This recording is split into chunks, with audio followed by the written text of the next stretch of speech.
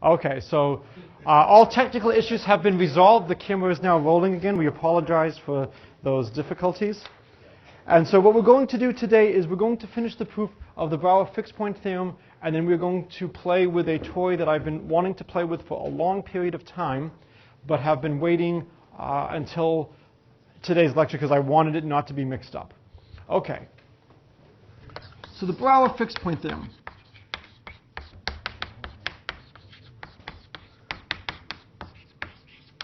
So we'll have f is a map from the n simplex to the n simplex. F is continuous, implies there exists a fixed point.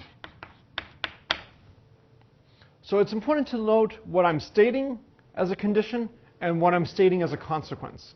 So all we're assuming is it's a map from the simplex to the simplex and it's continuous. We saw before that if it's not continuous, that we can definitely come up with examples where there are no fixed points. We're saying there exists a fixed point. Is it possible that it could have more than one fixed point? Can you give me an example of a function from the n simplex to the n simplex that has more than one fixed point? F of x equals x, the identity function. Okay, so that's why we're not saying there exists a unique. What we are not saying is that we have a way to find where that fixed point is. We are just stating that a fixed point exists. So in some sense, this is a very unsatisfying theorem, right? You'd like things to be constructive. You want to know how to get there. But in a lot of things in mathematics, it turns out we don't actually need to know where something is or what its value is. We just need to know sometimes the existence. And then we get things in the limit. Fundamental theorem of calculus. We proved that towards the end of class one day. I used the additional assumption that not only is our function continuous, but our function is differentiable. So since it's a finite interval, it's bounded, I can use the mean value theorem. And the mean value theorem tells us that there's some intermediate point. And that was all we needed for the proof. And we used the mean value theorem twice, once to get bounds and once to get a telescoping sum for the antiderivatives. So at the end of the day, it didn't matter that we had this indeterminacy. We just needed to know the existence of something to run an argument through. So sometimes we only need the existence. So in that sense, the Brouwer fixed point theorem is very nice. The difficulty, of course, is that for certain cases, we'd like to know what the optimal strategy is. All right, so what were the key ingredients? The first was the index function. So for us, the index of t0, t1, t2 was the first index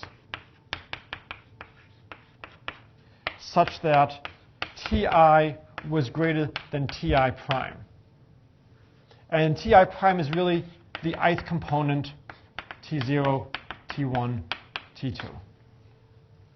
And the notation completely generalizes if we're doing things in n. Okay, so now we're going to prove it. We basically sketched the proof. If we had been on a Tuesday, Thursday schedule, we would have finished the proof in the last class. It's not necessarily bad to have stopped where we did, so you have sometimes you just let it all soak in. So proof. And we'll just do the n equals 2 case. So we started off here with v0, v1, v2. This was the point 0, 0, 1, 1, 0, 0, 0, 1, 0.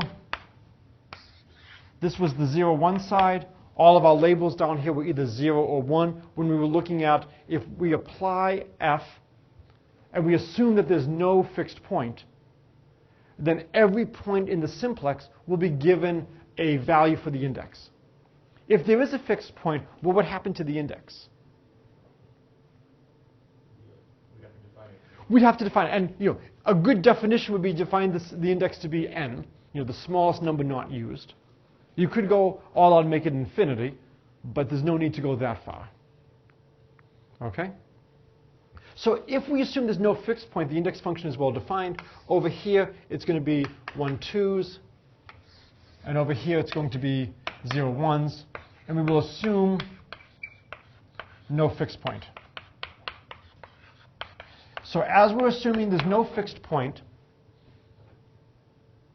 there will be a legal value of the index everywhere. And then what we did is we said, let's triangulate. So let's divide everything up into n, and you'll just make the mesh. So for instance, the first one might look like this. The next level is we divide each side in half. And then the next level, we would divide each one in half again. And so dividing everything in half.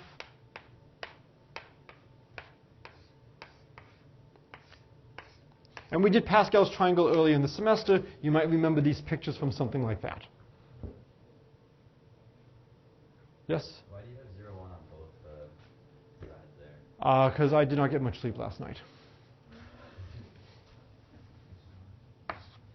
Actually, that's almost always a true statement. So, okay, thank you. It should be 0, 2. So we would just keep dividing and subdividing. And then this one should also be subdivided as well. The nice thing about doing this is all the triangles have the same size.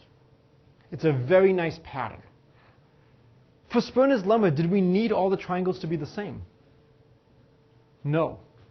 But it's more useful, it's easier for us if all the triangles are the same. Because now what we'll do is each one of these, we're going to have a 0, 1, 2 triangle. So this is probably the easiest case of finding a 0, 1, 2 triangle. Right? The next one, 0, 1, 2. Let's put a 1, a 2, and a 1 over here. And so if we do that, this would be the 0, 1, 2 triangle now. The next one, 0, 1,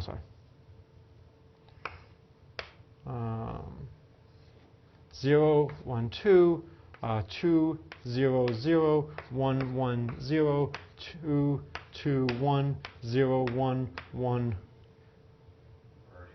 We're already done. I just want to make sure everything was. So let's see. So this one is going to be colored. 0, 1, 2. This one will be colored. This one will be colored. 0, 1, 2. This one will be colored. There should be another one. Yeah, it's one just to the left of the bottom right. Right here. Thank you. Because I had only seen an even number of things colored, so I was pretty sure that there must be at least one more. So by Sperner, there will always be an odd number. We might have multiple things that we could choose.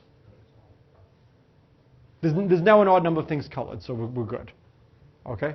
So we now have a sequence of triangles. Now the problem is, what if we have multiple triangles? Which one should we choose?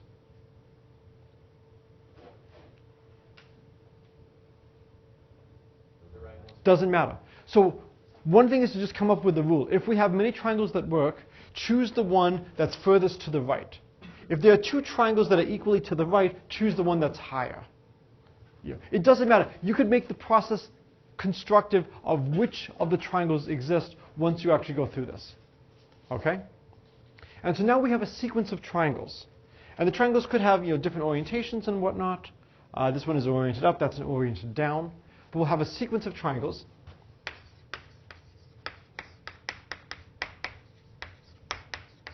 And then let's call them, I guess we'll use capital T. And then we need 3 coordinates. So we'll call it triangle N, maybe XN, YN, ZN. For the 3 different parts. And we know the size of Tn is twice that of Tn plus 1. Each triangle is half the size of the previous. Okay, so we have a sequence of triangles. So by Bolzano-Weierstrass, a subsequence converges.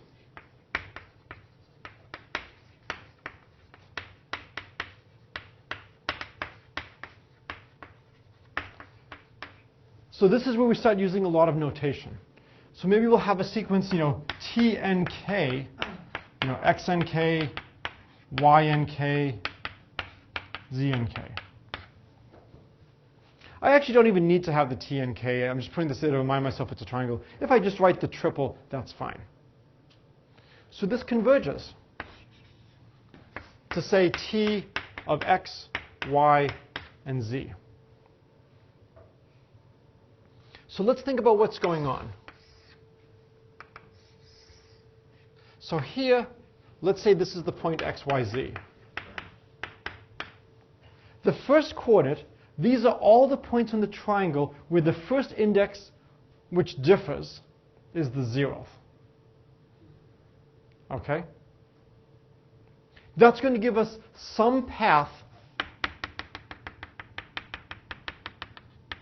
converging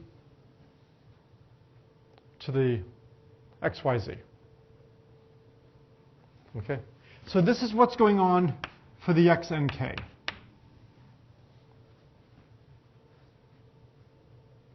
Yes?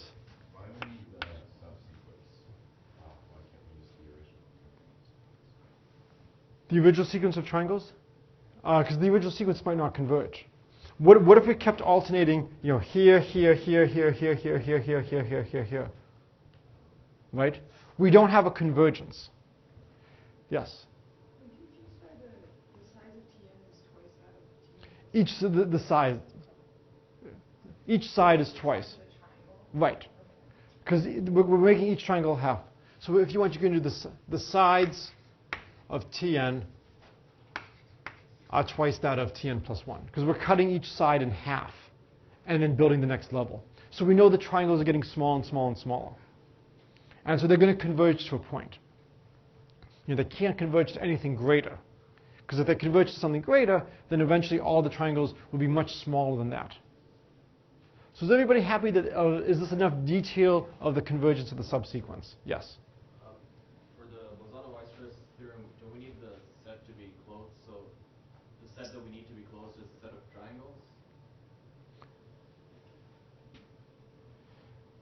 I mean, what you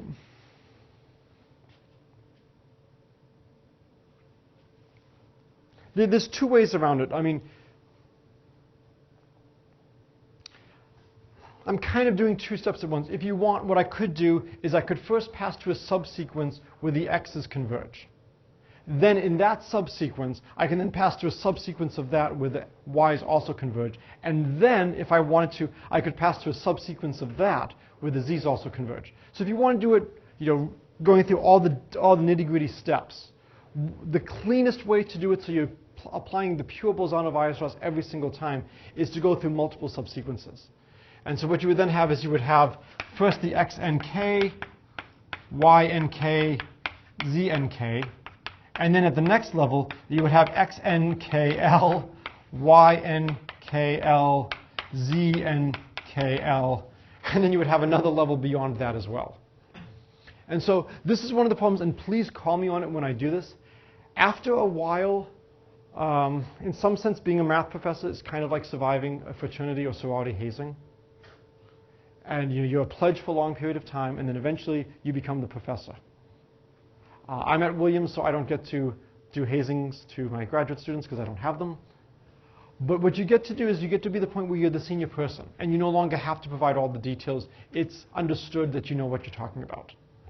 And so if I'm ever skipping too many steps, please let me know, because after a while, when you've done these problems so many times, it's just, the standard argument falls. Technically, the way you do this is you pass through all these different subsequences. And then after a while, you say, this is ridiculous. Rather than just passing through all the subsequences, I'm just going to directly say and use a stronger version of Bolzano-Weierstrass. So Yep. you would have a sequence, like, it's the triangle with the x, y, z, but you look first for the x. Right, so I first look at a sequence of triangles with a 0, 1, 2 label, where the 0 label is converging to a point. And so now we have a sequence of triangles that are getting smaller. And then from that sequence, you find one where the y converges. Right, and because I'm choosing it from a sequence where the x's converge to a label of 0, then the y's will also now converge to a label of 1, and I'll still have the x's of a label of 0. And then we do it one more time to get the z's. So if you want, it's not a bad exercise to just write it out, very rigorously. This is almost similar to what a lot of people do in calculus, where they kind of wave their hands and they don't really go through all the epsilon deltas for the continuity arguments. But if you want to rigorously prove something is continuous, you go and you do the epsilon delta. And then you reach the point where you're a professor and everybody believes that you can do epsilon delta, so you never have to do them anymore.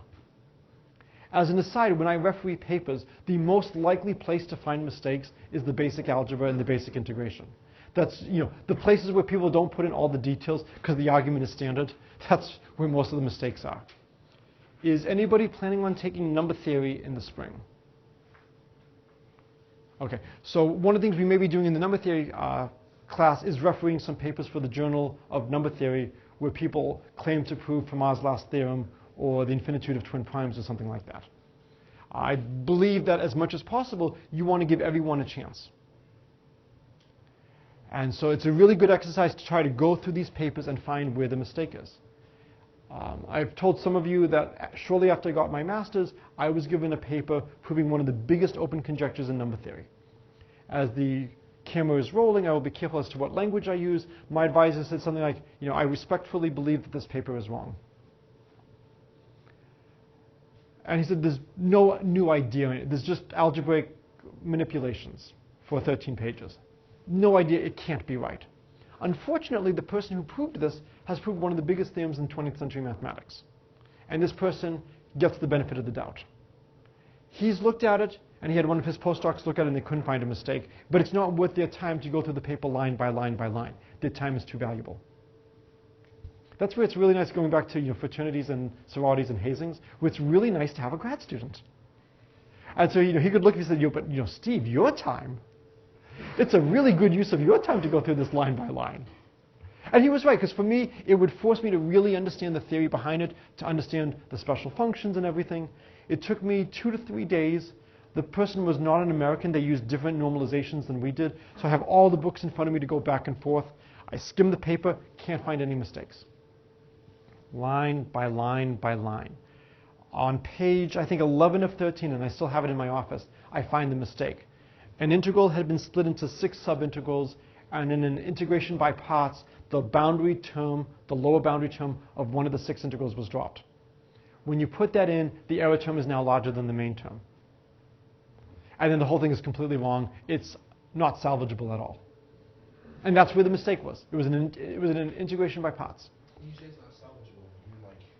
The method is fundamentally flawed. Well, you don't mean that if you were to put it back in correctly, then it would then follow? No, but when you put it in correctly, the error term is larger than the main term. And so you're trying to show that the main term equals something, and your error term is now so large that you can't distinguish the values you want. So,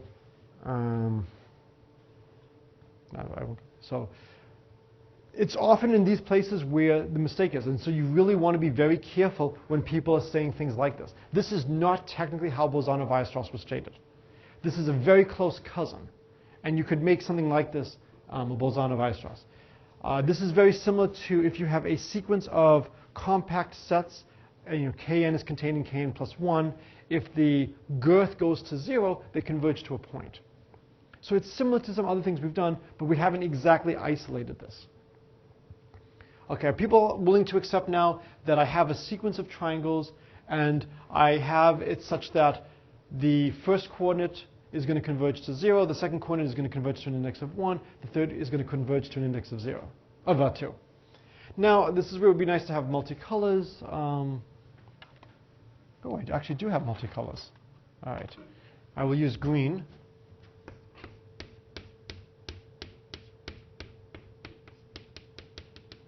And there's the green coming in. And maybe that will be the Y's.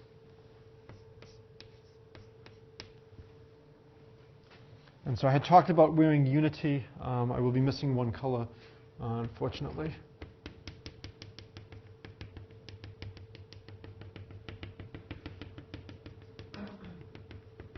Yeah, they may not all converge at the same rate.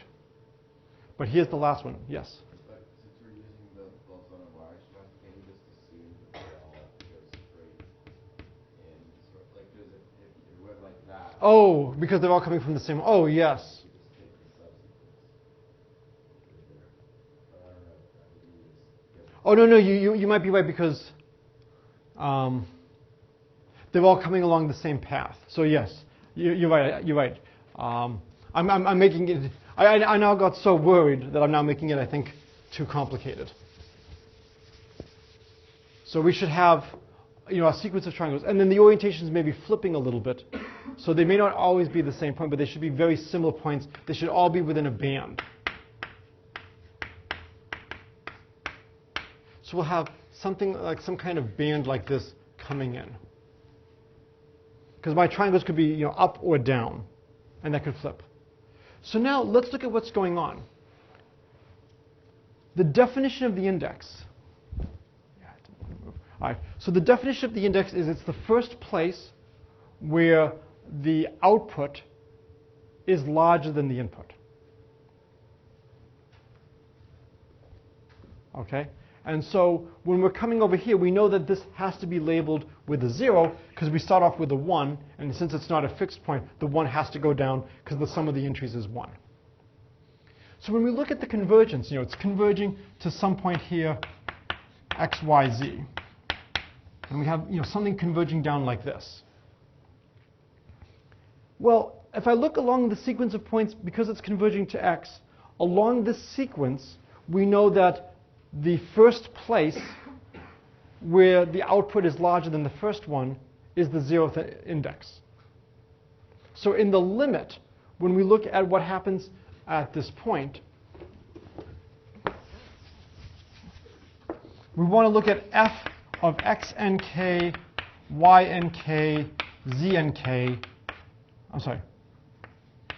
And then we want to compare f of x, y, z and x, y, z. We know x n k is converging to x. And for each choice of nk, this is the first index which is larger. So we would have x n k is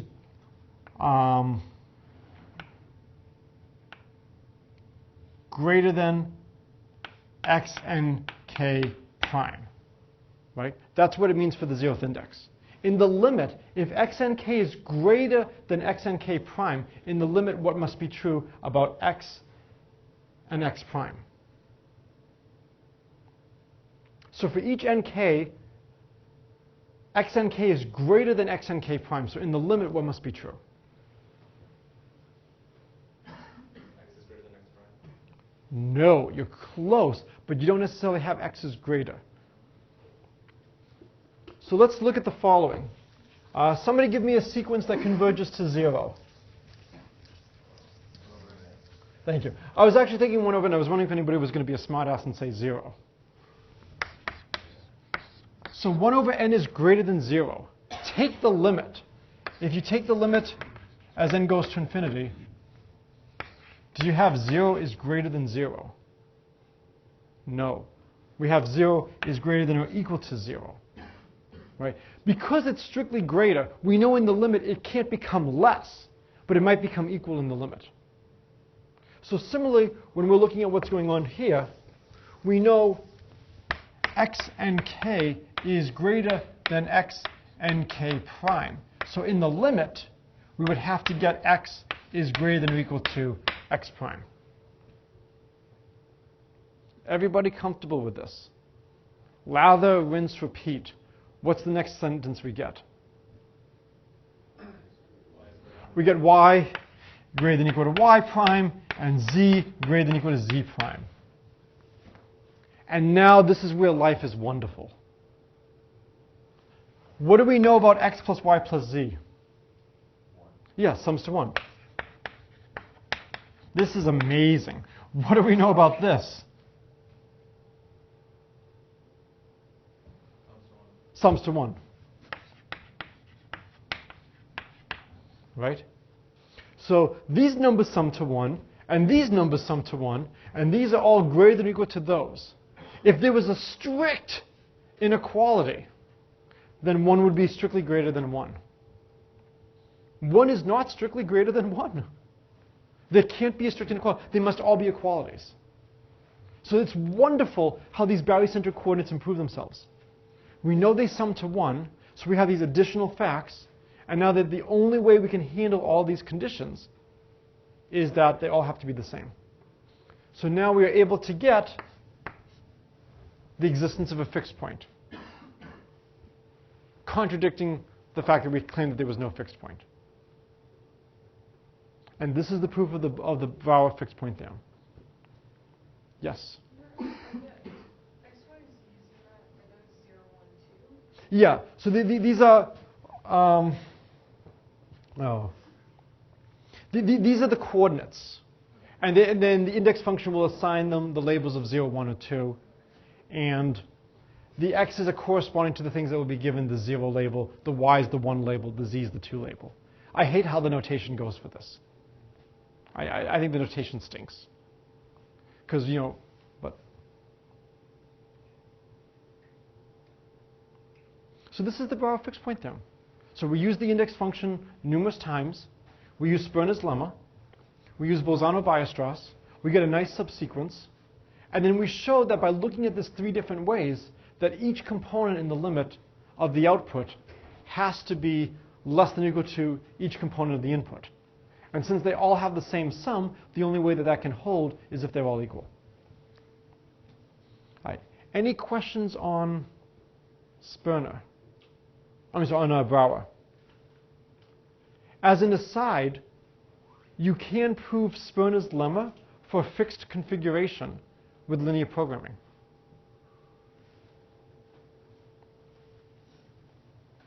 So how could we do Sperner with linear programming? So what I want to do is I wanted to just do a little bit of formulating things for linear programming. So Sperner by linear programming. So we have,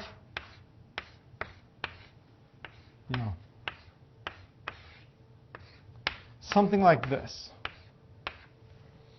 Okay?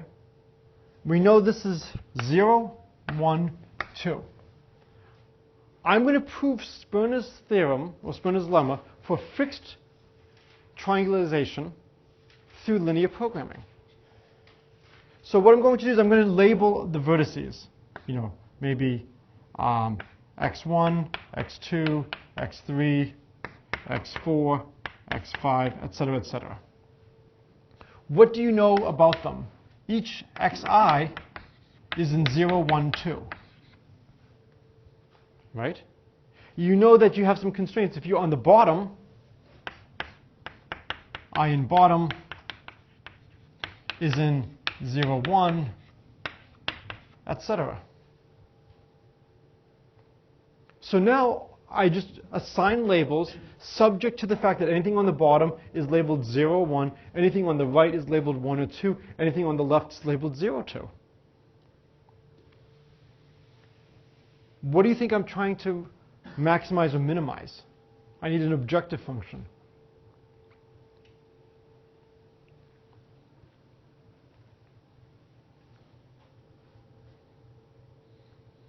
Yes, what? We're trying to minimize the number of triangles that don't have 0,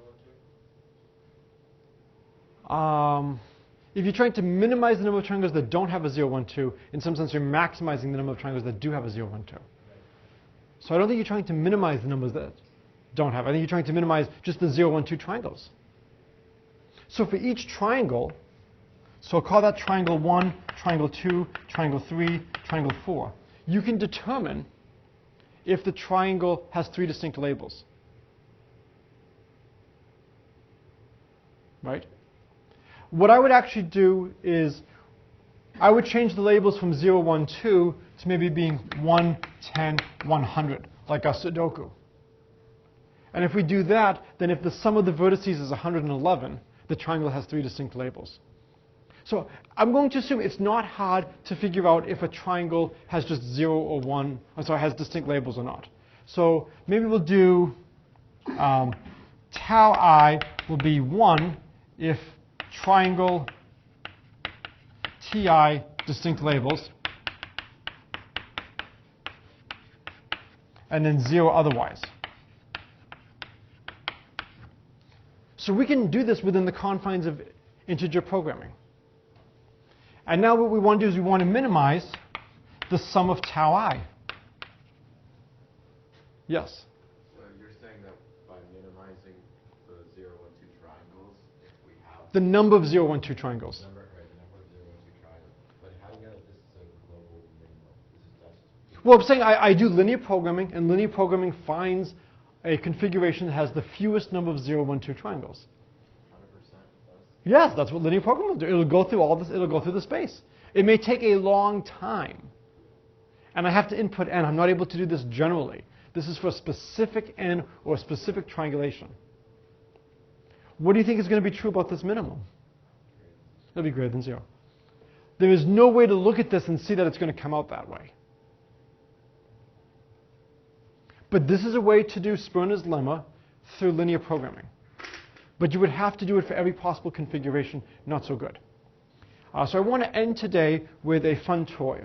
My family has resisted playing with this for a long time. I will move closer so you can see it.